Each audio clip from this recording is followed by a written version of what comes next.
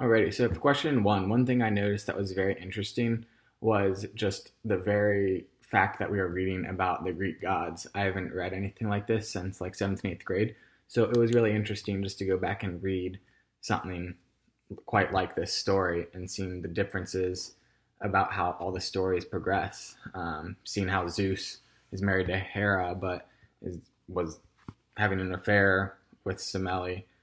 So it was just very interesting to read all of this.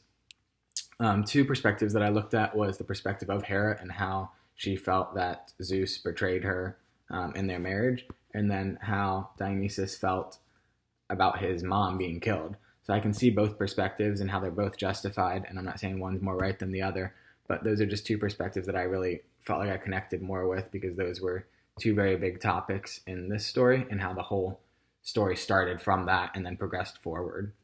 While I was reading, I highlighted a lot of the main names that I remembered reading from a while ago, and I actually ended up looking up the whole family tree of Zeus and seeing who he was all like married with and how he had his six kids, which were Dionysus was one, then Hermes, Artemis, Apollon, Aphrodite, and one more, Athena.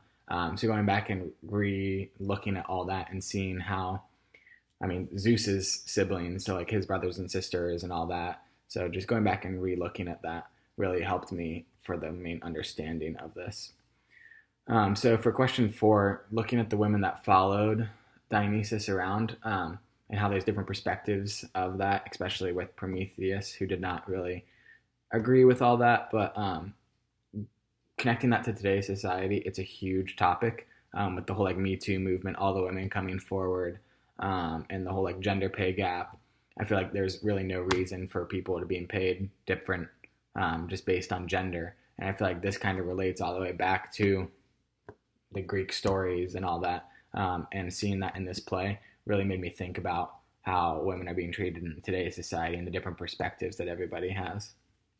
As for question number five, I really thought about this for a while and I can't think of why Elvis Presley is on the cover.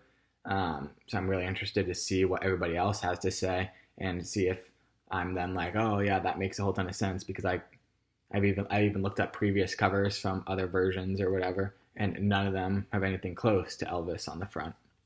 And then two questions I would like to ask and see what people think is just, do you like reading plays about like the Greek gods or stories? Because I thought it was very interesting to go back to this, but I still am more of a fan of the more modern stuff.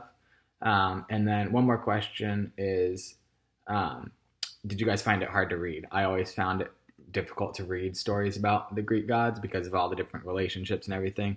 So this was more of a challenging play for me, but I was just wondering if anybody else felt the same.